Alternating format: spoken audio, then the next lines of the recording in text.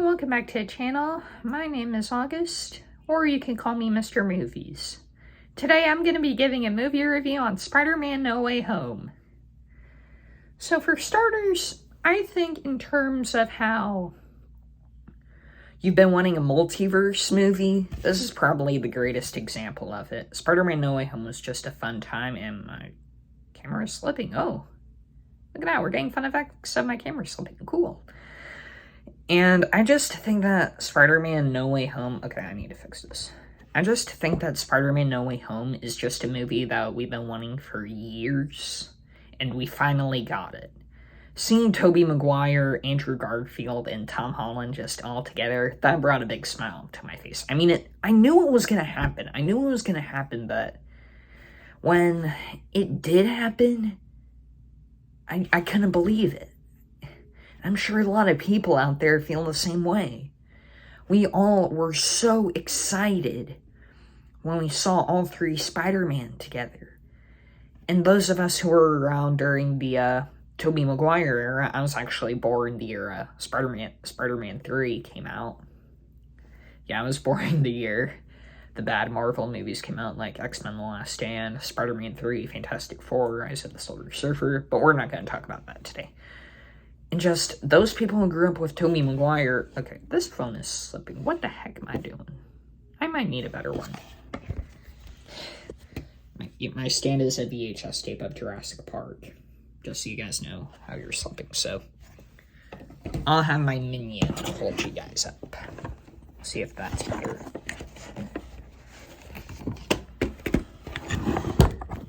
As you can tell, I do not... I'm just winging it this one. So basically, I think that for those of us who grew up with Tobey Maguire, we just see him as like this old school Spider-Man who we still enjoy watching today. He's very... It's just amazing to see all three of the actors give their amazing performances, like how they were in their original movies. Like, Tobey Maguire is just this polite guy, always encouraging people. Andrew Garfield is just this very apologetic guy and just talks all the time and is just absolutely hilarious. And then Tom Holland is the new guy who, it's his movie. We're focusing on him the most. And it's just super fun to see all of the actors doing their own thing in this. And I know it's not talked about much about this sort of thing with the movie, where I think that the movie, where it begins and like where it ends, there's a big difference. Like, at the beginning we saw just immediately where Spider-Man Far From Home left off, and then we pick back up to the ending where all the amazing action happens. I still like the stuff at the beginning, but the stuff at the end is just amazing. And just the villains were honestly my favorite part of this movie. I love seeing Alfred Molina return as Doc Ock. And Willem Dafoe's Green Goblin, he was great. I love him. Now, Jamie Foxx's Electro, he had a new body. It was okay, but the Electro I knew, even though I don't like Amazing Spider-Man 2 Electro that much, I still knew him for that body. But it was fun to see him in the new body, so yeah. Electro, very good. And I actually didn't know this until after the movie came out, where Sandman and Lizard, Thomas Hayden Church, and Rice Siphons didn't return. I actually didn't know that. I was just like, whoa. Because I was completely fooled in the theater. I did not know that they were not there. So, I mean, they might have been there for like a little bit of it, but they weren't entirely there. So, yeah. And then Spider-Man No Way Home came out, became the highest grossing movie ever. Even won a few Golden Globes, which was nice. Totally deserving of it. In my opinion, it was the best movie of 2021. I mean, Dune came very close, but Spider-Man No Way Home is definitely the best. And I just want to say something out there for kind of small details about this movie that might get overlooked a lot, but one of my favorite parts about the whole John Watts Spider-Man movies is, God, please don't kill me, but I really love the teachers. I just think they are some of the funniest characters in the movie. Martin Starr as Mr. Harrington is amazing. And then you got J.B. Smoove as Mr. Dell. He is absolutely amazing too. And I really like how they were in No Way Home. Like, you see Mr. Harrington and Mr. Dell just, like, supporting Peter, and then Coach Wilson is just against Peter. It's just so good. It's very good. It's very good. And in Spider-Man Far From Home, we saw Mr. Harrington and Mr. Dell kind of have, like, a bit of a big role. I mean, not like, most important character, but a bit of a role where they had a good amount of screen time. And that was just one of my favorite things about Far From Home. I just loved how the teachers, we were focusing on the teachers. Well, we weren't focusing on the teachers, but it was nice to get more comedy with them. I just love Mr. Harrington. Martin Starr does a fabulous job playing him.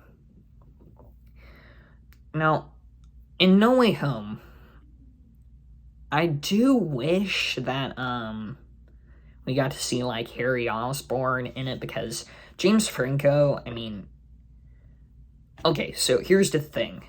Green Goblin and Dr. Octopus, they died in the Sam Raimi films. And so did Venom, Topher Grace Venom. We'll get it more onto, we're going to get more into Venom in a little bit, but if they could have brought Harry Osborn back, that would just make the movie 10 times better. I mean, come on. We all love Mr. James Franco. Well, I do. So, that would have been absolutely fantabulous if we got to see him back. Now, back to Venom. Venom only appeared in the post-credit scene. Now, I do like the setup in the post-credit scene with Venom and the whole Tom Hardy thing, swing of things. I didn't understand it the first time, but now I just absolutely think it was so good. It was handled so well. Even though it would have been more interesting to have him in the actual movie, that would have been cool. But one of my biggest problems with No Way Home, and not to say there are many problems, it is a fantabulous, spectacular, amazing movie. I do have, I think, 2 problems with it. The first problem. Spider-Man Homecoming. Its main villain was the Vulture, Michael Keaton. Amazing. He was incredible. Why didn't he come back in this? I was so disappointed. I had heard rumors that he was going to come back in this one, and I got so excited because I loved him. But the only thing out of, like, even a thing of Vulture in this was just seeing his daughter on People magazines. And I'm not sure how, I'm not sure what Liz meant by he's a liar on the People magazine, so if someone can make me understand in the comment section, please just make me understand, because I really don't know what she was talking about. But he's gonna show up in Morbius, and I am so excited, man. I am so excited for him to show back up in Morbius. Fix my Indiana Jones hat. Yeah, Indiana Jones hat, right here. And I'm just really excited to see Vulture again, but he could have been in No Way Home, and that could have set up Morbius. So, while I do love No Way Home, it's just that thing. Yeah, I was a bit mad, but I can never be mad completely at this movie. But another big issue I have was in the beginning. Like, probably my biggest issue in this movie is, okay, we're gonna go back to Sam Raimi's Spider-Man 2 for a little bit, and we will jump in more on that later. But in Spider-Man 2, remember that train scene where Peter has his mask off? And then he touches his face, realizing, oh no, they know who I am. They know who I am. But then they comfort him. New York is on Peter's side. And in Far From Home, they were on Peter's side too. In the Tom Holland universe, Far From Home, they were on his side. They were like supporting him to become the new head Avenger. Why would they immediately turn on him from one video? That makes no sense. Maybe the DailyBugle.net is not something that people have heard of before. Why would you trust that? Something that got popular because of that video. I literally don't get it. But I do need to touch on something else in the beginning of the movie. So, like, right when Peter's identity gets revealed, and then he jumps down to, with MJ to, speak with some people for a few minutes, there's this girl. She goes up to Peter, trying to rip his mask off. He doesn't want his mask off. Leave him alone. Spider-Man hit me! Spider-Man hit me! Spider-Man hit me! Shut up! That was so annoying to have in a movie. Now, I might be overreacting a bit with that, but can everyone agree that that was unnecessary to have in the movie? I mean, that was so annoying to me. Because earlier, as soon as he comes down, and, you see a far-out angle, zoomed-out part where, Spider-Man and MJ are, talking to the people. You see that girl, the same girl, and she's pushing people out of the way. I'm pushing people and Spider-Man hit me, nah, nah, nah. I was so, what are they doing here? That is insane. So, I don't know.